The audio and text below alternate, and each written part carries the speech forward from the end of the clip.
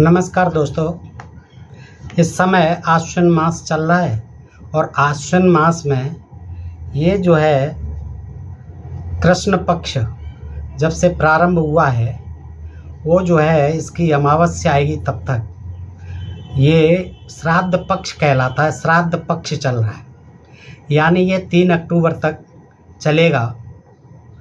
तो ये जो श्राद्ध पक्ष है इसमें ऐसा माना जाता है कि हमारे जो हिंदू भाई हैं वो अपने पूर्वज जो वर्षों पहले ऊपर चले गए, यानी जिनका निधन हो गया, उनको भोजन कराते हैं श्रद्धा सहित। श्रद्धा है इसका मतलब श्राद्ध पक्ष, श्रद्धा के साथ उन्हें भोजन कराते हैं। और ऐसा माना जाता है कि ब्राह्मणों को भोजन कराने से इन दिनों में उनके पितरों के पेट में पहुंच जाता है और वो जो है पितरों के पेट में वायु के रूप में आते हैं और वहीं खाते पीते हैं और चले जाते हैं। ऐसा ये विधान बना रखा है इन तथाकथित धर्मशास्त्रों में दोस्तों। और इसके बारे में पूरी जानकारी आपको आज तक किसी ने नहीं दी दोस्तों। आधी अधूरी जानकारी से न तो ब्राह्मणों का भला होना है न आपका भला होना है और आपका किया धरा सब व्यर्थ चला जाएगा। इसलिए आज ध्यान करके जो भाई देते हैं ये पितर भोजन पितर श्राद्ध पक्ष में, वो अवश्य जो है इस वीडियो को पूरा देख लें दोस्तों, और वो सुन लें और समझ लें कि किस तरह से उनको ये विधि करनी चाहिए। इसमें पूरा बताऊंगा कि कैसे करनी चाहिए, क्यों करनी चाहिए, किसको करनी चाहिए, किसको नहीं करनी चाहिए, कैसे करनी चाहिए, जो गरीब है उसको कैसे करनी है, अमीर है उसको कैसे करनी है। ये सारी चीज़ें विस्तृत रूप से आज मैं बताऊंगा दोस्तों। ये बहुत उनके लिए जो लोग श्राद्ध कर रहे हैं या अभी करने वाले हैं उनके लिए बहुत महत्वपूर्ण जानकारी है दोस्तों। और मैं जो है इसको रखता हूँ नारद पुराण से। देखिए ये संक्षिप्त नारद पुराण है, गीता प्रेस गोरखपुर का है। इसमें दी हुई ये विस्तृत जानकारी आपके बहुत काम की है, आप नोट कर लो दोस्तों। इसमें सनक जी हैं, कोई सनक सनंदन, ये ब्रह्मा के पुत्र ही बताए जाते हैं। तो ये नारद जी को ज्ञान दे रहे हैं। देखिए सनक जी कहते हैं, नारद मैं श्राद्ध की उत्तम विधि का वर्णन करता हूँ। नारद जी को कह रहे हैं, सुनो। उसे सुनकर, इस कथा को सुनकर हर मनुष्य पापों से मुक्त हो जाता है, कोई पाप नहीं रहता। पिता की छया तिथि के पहले, यानी पिताजी, एक तो भाषा इसकी ऐसी होती है संस्कृत निष्ठ कि जो आम आदमी की पढ़े भी तो समझ में कुछ नहीं पड़ेगा। इसलिए मैं आपको साधारण हिंदी कर करके सुनाता रहूँ कि देखिए नारद जी से कहते हैं कि मैं उस श्राद्ध की उत्तम विधि का वर्णन करता हूँ जिसे सुनकर मनुष्य सब पापों से मुक्त हो जाता है। पिता के निधन की तिथि के पहले दिन, जिस दिन को गए वो स्वर्गवासी हुए, नरकवासी हुए, यानी जिस दिन उनका निधन हुआ उससे एक दिन पहले स्नान करके एक समय भोजन, यानी एक दिन पहले से पिताजी के जो निधन की तिथि है उससे एक दिन पूर्व ही अपनी तैयारी करना प्रारंभ कर दे। और तैयारियां क्या करनी है ये सुन लें सब। कि देखिए जमीन पर सोना है उसे, और ब्रह्मचर्य का पालन करना है पूरी रात, और रात में ब्राह्मणों को निमंत्रण देना है, जा कर के उसी रात को ब्राह्मणों को निमंत्रण देना है। श्राद्ध करता पुरुष दातुन नहीं करेगा। देखिए उस दिन जो है दातुन नहीं करेगा, गंदे रखेगा, टूथपेस्ट कुछ नहीं करेगा, पान खाना नहीं खाएगा, तेल और उपटन नहीं लगाएगा, मैथुन नहीं करेगा। मैथुन समझते होंगे दोस्तों आप। औषध सेवन, दवाई भी नहीं खाएगा, मरीज बेशक है, दवाई नहीं खाएगा उस दिन, एक दिन पहले से चल रहा है। और दूसरों के अन्न का भोजन अवश्य त्याग दे। अब जो है ये पहले दिन से तैयारी है, दूसरों के अन्न को नहीं खाए बिल्कुल। अच्छा, रास्ता न चले, दूसरे गांव नहीं जाए, किसी से कलह नहीं करे, क्रोध नहीं करे, मैथुन नहीं करे, बोझा न ढोए, और रात में सोए नहीं, दिन में सोए नहीं। ये सब कार्य श्राद्ध करने वाले को और श्राद्ध खाने वाले को छोड़ देने चाहिए। ये दोनों ही के लिए है, श्राद्ध कर्ता को भी और श्राद्ध भोक्ता को, जो भोगेगा, जो खाएगा पिएगा, ये दोनों के लिए ये नियम मैंने बता दिए। आगे चलते हैं। यदि श्राद्ध में निमंत्रित पुरुष मैथुन करता है, गड़बड़ करता है पत्नी के साथ, या दोनों तरफ से ही बात है, तो निमंत्रित पुरुष ब्राह्मणों के लिए है, मैथुन करता है तो वह ब्रह्म हत्या को प्राप्त होता है। समझ लीजिए कि निमंत्रण आ रहा है और ये 15 दिन तो चलेगा ही चलेगा निमंत्रण, तो उन दिनों में बिल्कुल भी मैथुन क्रिया से दूर रहना है। और जिसने भी कर ली समझ लो उसे ब्रह्म हत्या का पाप लग जाएगा। श्राद्ध में किन किन को बुलाएं, देखिए ऐसे नहीं कर किसी को ब्राह्मण को बुला लें। श्राद्ध में वेद के ज्ञाता, जो वेद पढ़ता हो, वेद पाठी हो, और वैष्णव हो, वैष्णव भी हो, शैव आदि नहीं हो, रामानंदी नहीं हो, कृष्णानंदी नहीं हो, वैष्णव हो जो विष्णु का उपासक हो। और श्राद्ध में उसी को बुलाएं जो वेद का ज्ञाता हो। मैं समझता हूँ आज के युग में शायद ही कोई मिले ऐसा वेद का पाठी, वेद का ज्ञाता, देखे ही नहीं है लोगों ने। और वेद तो छोड़ो, ये पुराण ही नहीं पढ़े, चल देते हैं खाने को ऐसे, क्योंकि लोग समझते हैं कि ये भी ब्राह्मण है। लेकिन देखिए नारद पुराण क्या कहता है, केवल श्राद्ध में वेद के ज्ञाता और वैष्णव ब्राह्मण को, जो विष्णु जी को मानता हो भक्तों, उसको ही बुलाना चाहिए। और कैसे को, जो अपने वर्ण यानी अपनी जाति के कर्म को करता हो, उसके नियमों का पालन करता हो, आश्रम धर्म का भी पालन करता हो, आश्रम धर्म में तत्पर रहता हो, परम शांत एकदम कुल उत्तम कुल में, ऐसे वैसे कुल में नहीं, उत्तम कुल में पैदा हुआ ब्राह्मण हो, राग द्वेष से रहित हो, कोई राग द्वेष नहीं हो जिसके अंदर। अब ढूंढो क्या संसार में कोई ऐसा व्यक्ति मिलेगा जो राग द्वेष से रहित होगा। पुराणों के ये पुराण वहाँ कह रहे हैं कि वेदों का ज्ञाता, सही वेदों का ज्ञाता ही होना चाहिए, लेकिन आगे ये भी कह रहे हैं पुराणों के ये पुराण है, इस नारद पुराण का ऐसे 18 पुराण है, 18 उपपुराण है। अर्थ ज्ञान में निपुण हो, इनके अर्थ करने में निपुण होना चाहिए। देखो वेदों की बात भी कर दी, अब पुराणों की भी बात कर दी, क्योंकि ये पुराणों की ही बात हो रही है। सब प्राणियों पर दया करने वाला हो।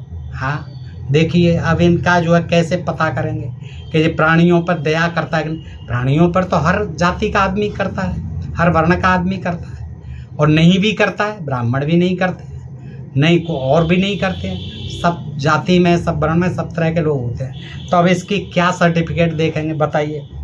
अब देखिए देव पूजा परायण हो, देवताओं की पूजा करता हो, स्मृतियों का जो मनुस्मृति आदि हैं, हाँ उनका तत्व जानने में कुशल हो, जैसे पाराशर स्मृति, मनुस्मृति आदि तमाम स्मृतियाँ, उनका तत्व जानता हो, उसमें क्या क्या लिखा हुआ है, वेदांत तत्व का भी ज्ञाता हो। देखिए संपूर्ण लोगों के हितों में संलग्न रहता हो, इतना परोपकारी हो कि पूरे लोगों का, संपूर्ण जितने भी लोग हैं उसके हित में संलग्न रहता हो, कृतज्ञ हो, जो एहसान फरामोश न हो, हैं एहसान को मानता हो, उत्तम गुणों से युक्त हो, हाँ उत्तम गुण होने चाहिए, कोई भी अवगुण नहीं होना चाहिए, गुरुजनों की सेवा करता हो, और उत्तम शास्त्र वचनों द्वारा धर्म का उपदेशक हो, धर्म का उपदेश देता हो इन शास्त्रों के द्वारा, उसे श्राद्ध में निमंत्रित करें। ये ब्राह्मणों के गुण बता दिए दोस्तों। अब आगे चलते हैं कि कैसे ब्राह्मणों को नहीं बुलाना है। देखिए किसी अंग से हीन हो बेचारा, लूला लंगड़ा जैसा भी, कुबड़ा खाना जो भी है, किसी को नहीं बुलाना। और अधिक अंग वाला, जिसकी उंगली ज़्यादा हो, कुछ भी अंग ज़्यादा हो, उसको नहीं बुलाना है। रोगी हो बेचारा, रोगी को नहीं बुलाना है। कोढ़ी हो नहीं बुलाना है। बुरे जिसके नाखून हो नहीं बुलाना है। अपने व्रत को खंडित कर चुका हो नहीं बुलाना है। ज्योतिषी हो, जो ज्योतिष का भी काम करता हो, नहीं बुलाना है। मुर्दा जलाता हो, मुर्दों का दाह संस्कार कराता हो, ऐसे ब्राह्मण को भी नहीं बुलाना है। और कुत्सित वचन बोलने वाला, सबसे बुरा बोलने वाला, बड़े भाई के अविवाहित रहते हुए स्वयं विवाह करने वाला, देवल यानी देवताओं की पूजा पाठ कराने वाला, मंदिर में पूजा करने वाला कराने वाला, दुष्ट निंदक निंदा करता हो सबकी, असहनशील जिसमें सहनशीलता नहीं हो, एकदम जो दुर्वासा की तरह क्रोधित हो जाता हो, पारा हाई हो जाता हो, धूर्त हो जो लोगों के साथ धूर्तता करता हो, छल कपट ठगी का धंधा करता हो, हैं कुछ भी जादू चमत्कार टोना टोटका करता हो, ऐसे धूर्त को नहीं बुलाना है। गांव का जो पुरोहित हो, पूरे गांव का पुरोहित को नहीं बुलाना है। असत्य शास्त्रों में जो झूठे शास्त्रों में अनुराग रखता हो नहीं बुलाना है। ब्रसलीपति कुंड गोलक यज्ञ के अनाधिकारियों से यज्ञ कराने वाला यानी शूद्रों से यज्ञ कराने वाला, शूद्रों को यज्ञ कराने का अधिकार नहीं है। इसका मतलब यह है जो यज्ञ के अनाधिकारी हैं उनसे यज्ञ कराने वाला। पाखंड पूर्ण आचरण वाला, पाखंड करता हो, दुनिया भर के ढोंग दिखावा, ये छापे तिलक कंठी माला, फिर उल्टे सीधे जो है अपने चमत्कार जादू टोने सब, ये क्या है? ये पाखंड पूर्वण। देखिए नारद जो है कहते हैं सही, वो सनंदन जी सही कह रहे हैं, और नारद पुराण में लिखा है कि जो पाखंड पूर्ण आचरण वाला हो, ध्यान से सुन लें दोस्तों, और नहीं करोगे इनकी जांच पढ़ करके तो सब आपका व्यर्थ है।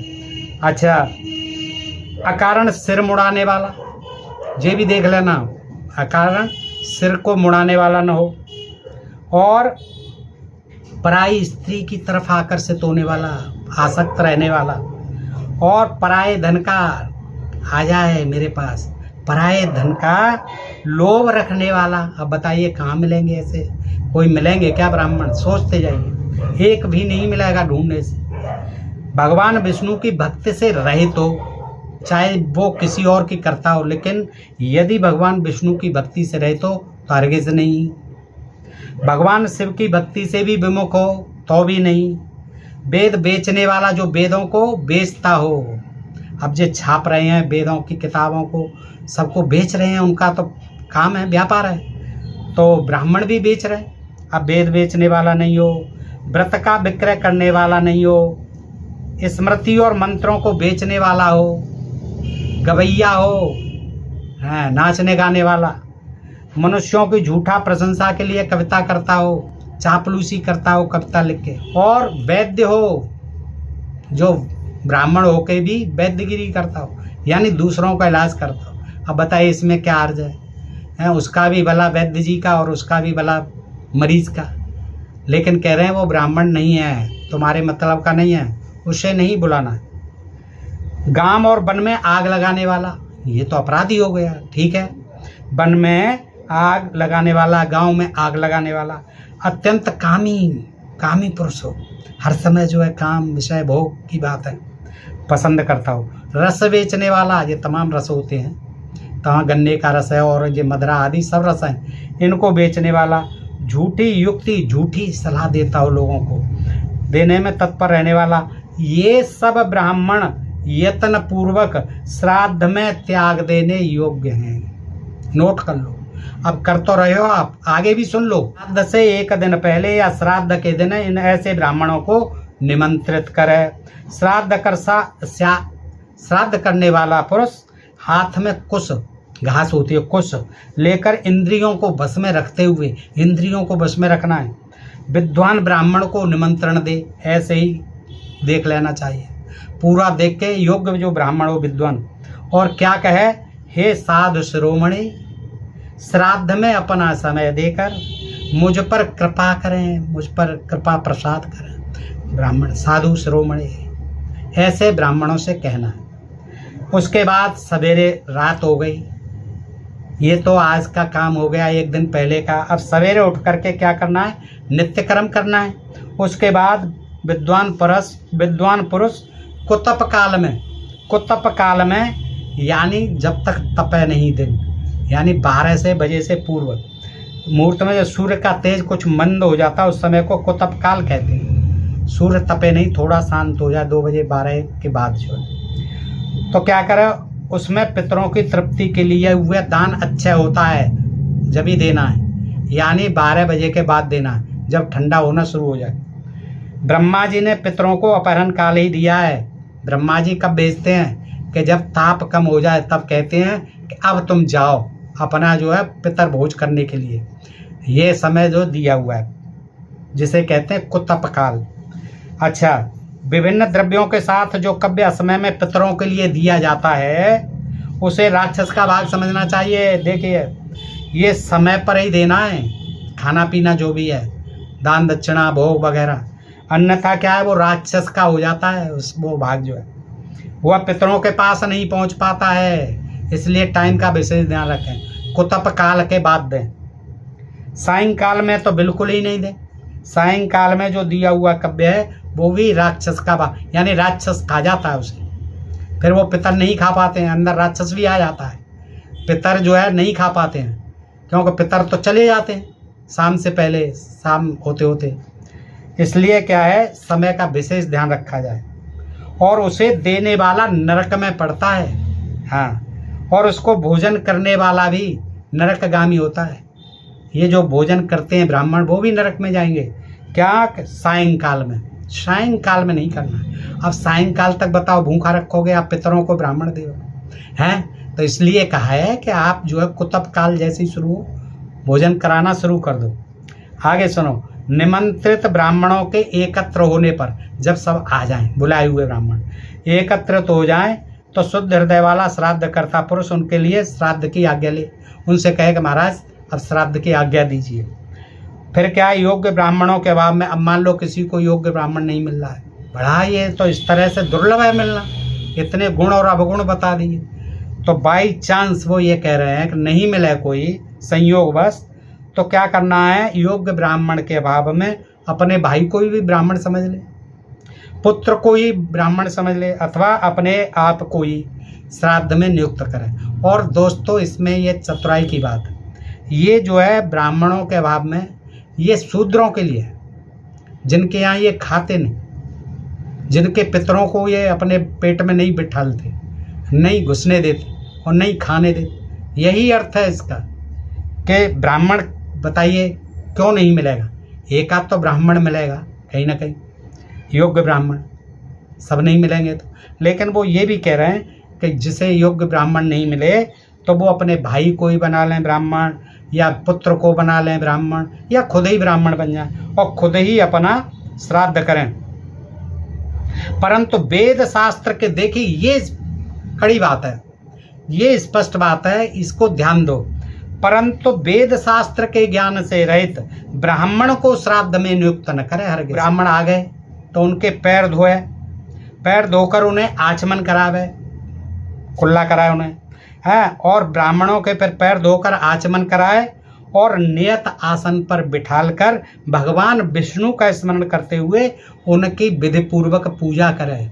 अब स्मरण करना है विष्णु जी का और पूजा करनी है ब्राह्मणों की, ये ध्यान दीजिए। विष्णु जी का केवल ध्यान करना है, क्योंकि विष्णु जी तो है ही नहीं हुआ पूजा के लिए, उनका तो केवल ध्यान कर लो। दोस्तों ये 104 पृष्ठ पे, 103 104 पृष्ठ पे पढ़ सकते हैं आप। पूर्व भाग प्रथम पाद है, संक्षिप्त नारद पुराण से।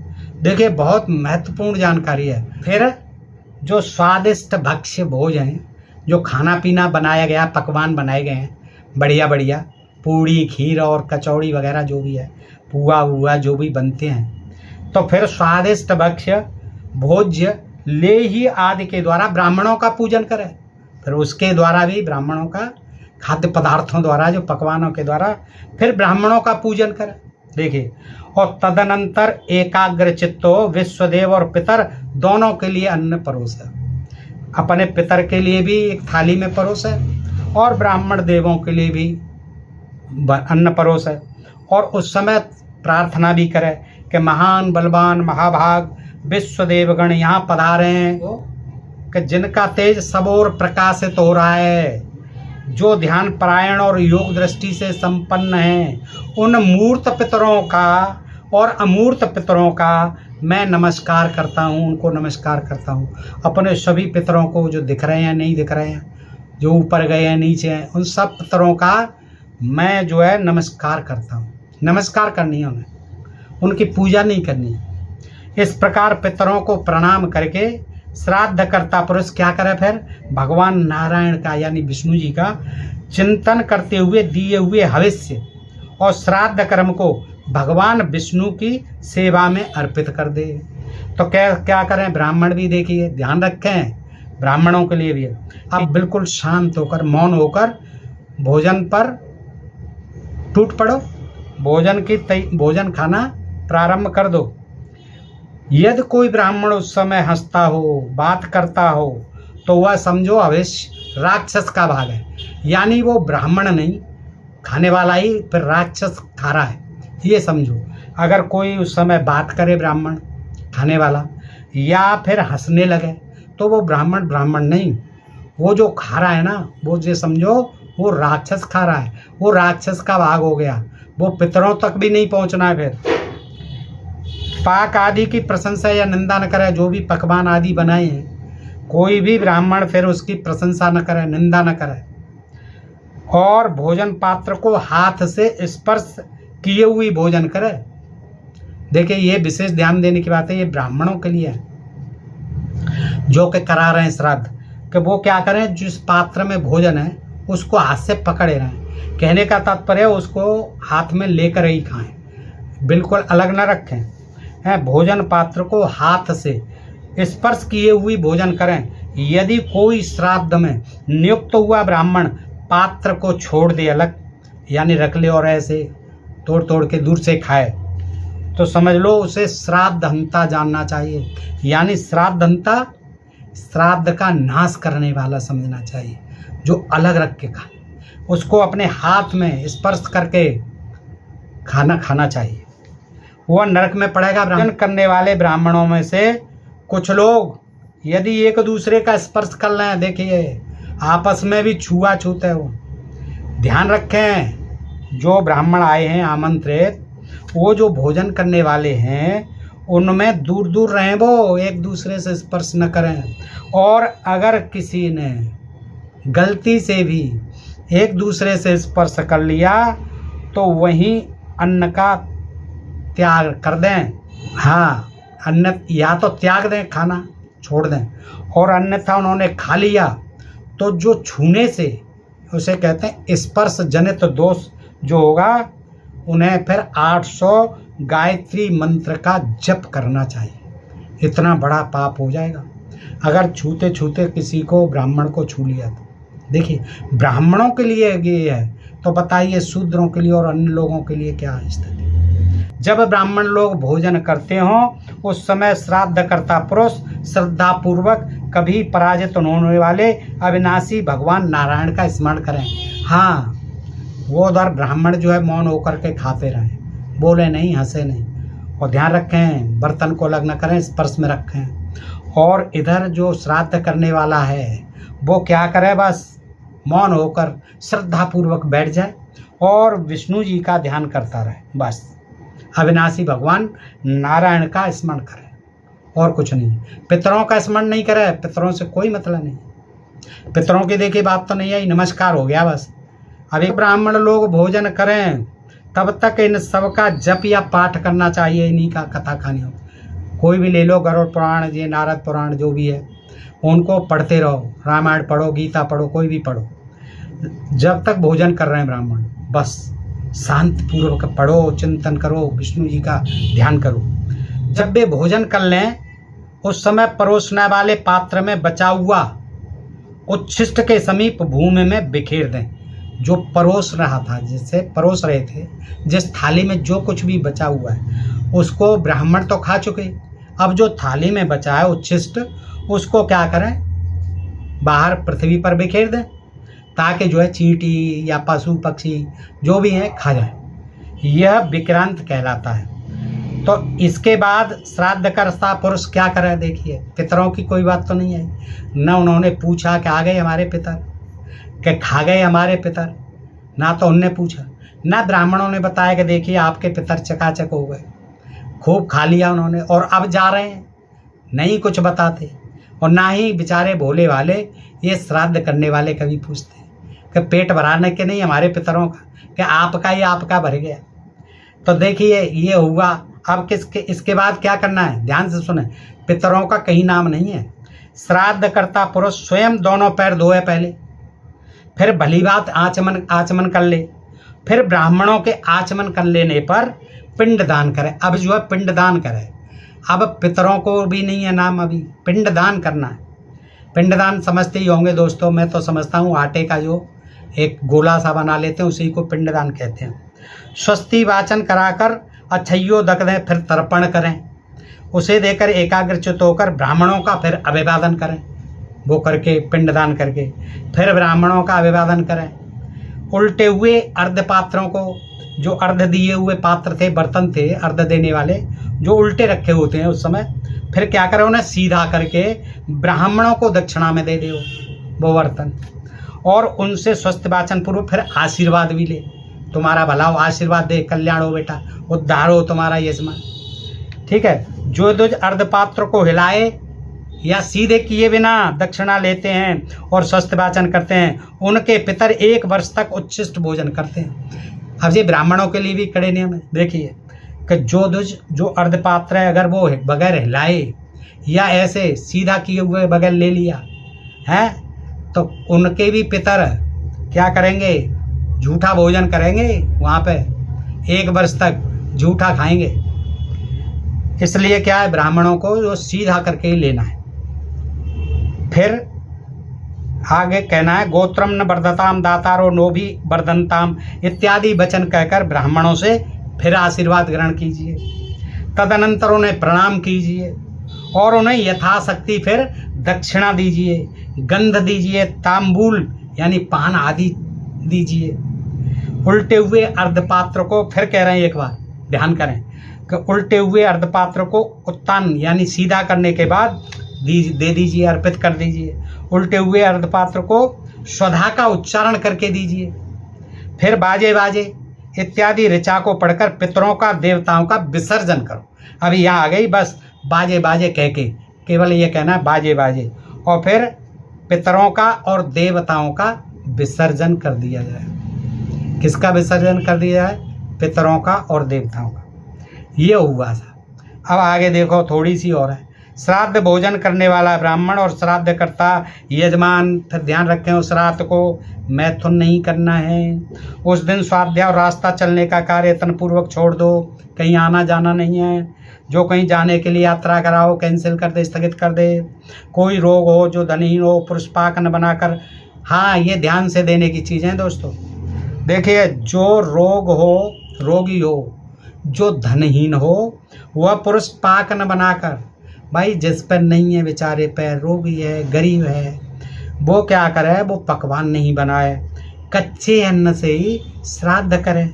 और जिसकी पत्नी रजस्वला होने से स्पर्श करने योग्य नहीं हो, रजस्वला हो गई हो, तो वह दक्षिणा रूप से सुवर्ण देकर, खाने पीने की नहीं फिर जरूरत है, फिर क्या करे, ब्राह्मणों को सोने का दान दे। देखिए, जिसकी पत्नी रजस्वला हो गई हो, खाना पीना नहीं बनना हो, तो ब्राह्मण को क्या करे, सोना दे और श्राद्ध कार्य संपन्न करे। दक्षिणा में सोना दे दे।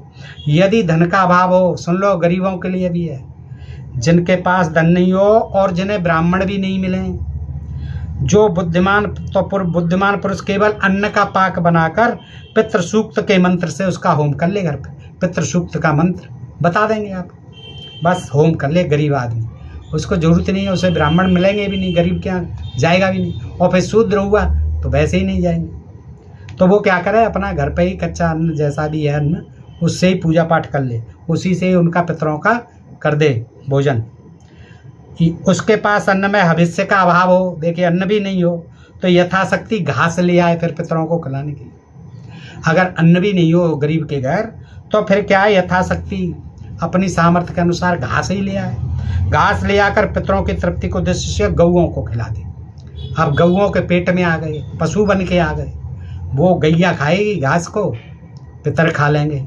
ये किसके लिए? गरीब लोगों के लिए, चाहे वो किसी भी जाति के हों, ब्राह्मण क्षत्रिय व शूद्र। लेकिन वो क्या करें, गरीब, अब गरीबों के यहाँ कुछ मिलना नहीं है, तो उनके लिए बता दिया कि बेटा ऐसा करो, घास ले आओ, ये गट्टर गैया को खिला दो, बस पितरों की तृप्ति हो जाएगी। अच्छा, और स्नान करके ये भी नहीं हो, घास नहीं उपलब्ध हो, तो तिल होंगे, तिल और जल से पितरों का तर्पण कर दे, कुछ घास लेके, और ऐसे ही करते हैं ज़्यादातर लोग। अथवा विद्वान पुरुष क्या करे, ये भी नहीं हो फिर तो निर्जन वन में चला जाए, जंगल में चला जाए एकांत में, कुछ नहीं हो, घास भी नहीं हो, कुछ भी नहीं हो, और ये कहता जाए मैं महापापी हूँ, मैं महादरिद्र हूँ। देखिए ये कहता है, गरीबों की कितनी ये देखिए हैं, गरीबों के लिए क्या बता दिया है, उनके पितरों की क्या इज्जत है आप देखिए, और उनके पितरों की भी देख ली, कहीं नाम नहीं लिया। ये मैं नहीं कह रहा, ये नारद पुराण कह रहा है। क्या फायदा है ऐसे पितर पक्ष में भोजन, कहाँ पितर खा रहे हैं, कोई बुद्धि पर जोर नहीं दे रहा है भाई। सोचो, पहले तो ऐसे ब्राह्मण ही नहीं मिलेंगे जो इसमें बताए, और फिर जे उल्टे सीधे मिल भी गए तो फिर ये उल्टा सीधा ही होगा सब। अब देखिए गरीबों के लिए क्या है कि वो चला जाए फिर जंगल में, और वहाँ कहता जाए मैं महापापी हूँ, पापी बनता जाए अपने को, मैं महापापी हूँ, मैं दरिद्र हूँ। अरे दरिद्र है तो भैया क्या किया जाए, दरिद्र है तो महापापी का क्या मतलब, क्या जो दरिद्र लोग होते हैं वो महापापी हो जाते हैं? मैं महापापी हूँ, दरिद्र हूँ, यह कहते हुए उच्च स्वर से रोदन करे, यानी रोए, मैं महापापी हूँ, मैं अभागा हूँ, मैं दरिद्र हूँ, जंगल को चला जाए यह कहते हुए।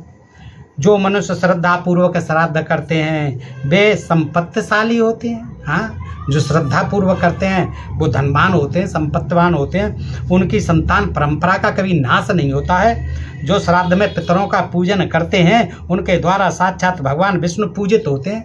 अब बताइए, भगवान विष्णु पूजित ही तो हुए, खाया पिया दान दक्षिणा तो सब ले गए, और पितरों का तो कहीं पता ही नहीं है। अब पितर जो है उनका कुछ होता तो हमारे पितर जाते ही क्यों हमें छोड़ के, और हमने तो उनका जो अंतिम संस्कार कर दिया है, उनकी जो प्राण वायु थी वो निकल गई।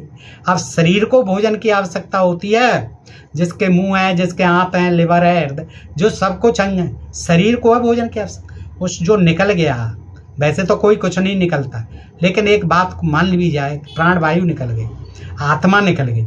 अब वो आत्मा वहाँ से क्या खाने आएगी, और ये इतने दिनों तो क्या खाती है, वह स्वर्ग में है या नरक में है, वहाँ क्या खाती है, क्या वहाँ भोजन नहीं मिलता, तो फिर वहाँ जाती ही क्या है। और फिर लोगों को पता बता दें, पितरों को वही भोजन कराया करेंगे, मिल भी आया करेंगे, आप बीच में क्यों ये दान दक्षिणा तमाम करते हो। सोचिए दोस्तों, अब आगे क्या कहते हैं, विष्णु द्वारा पूजित, विष्णु के पूजा हो जाती है, इससे देवता संतुष्ट हो जाते हैं, और दाता और भोक्ता सब भगवान विष्णु है। आगे देखो ये भी कह देते कि दाता जो है श्राद्ध का दान दक्षिणा दाता करने वाला, और भोक्ता यानी ये ब्राह्मण देव, सब ये विष्णु भगवान नहीं है। हाँ, ये आई बात समझ में। ये भोक्ता जो समय कर रहा है, वो जो खा रहा है, और जो श्राद्ध कर रहा है, ये क्या है, साक्षात भगवान विष्णु हैं यही लोग, और इन्हीं से ये स्थावर जंगम स्वरूप जगत उत्पन्न हुआ है। अतः दाता और भोक्ता सब भगवान विष्णु हैं। भगवान विष्णु संपूर्ण जगत के आधार, सर्वभूत सर्व स्वरूप अविनाशी हैं।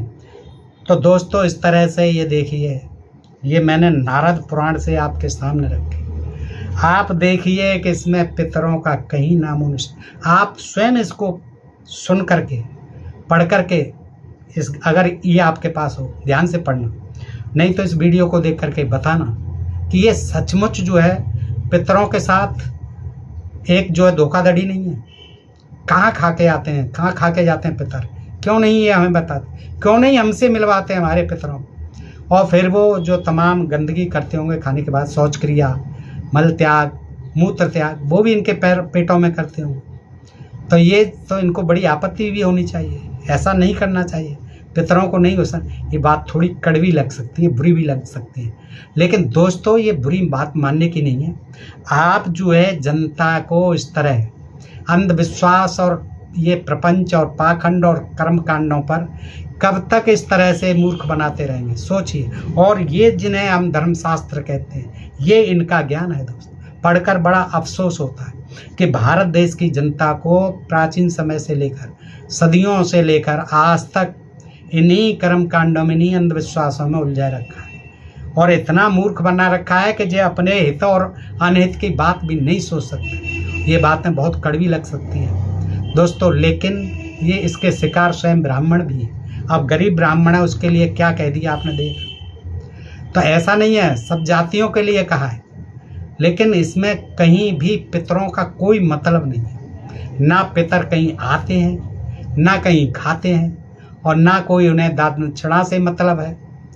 आप स्वयं इस पर जो है विचार करें, चिंतन करें, मनन करें कि ये कैसा अंधविश्वास है, युगों से चला रहा। इसको कहते हैं अरे हमारे तो पुरखे दादे करते आए, हम क्यों नहीं करेंगे, नहीं तो पितर हमारे नाराज हो जाएंगे। और ऐसे भय बना रखे हैं कि पितर नाराज हुए तो यहाँ पर तो सर्वनाश कर दें। तो दोस्तों ये भय का व्यापार है।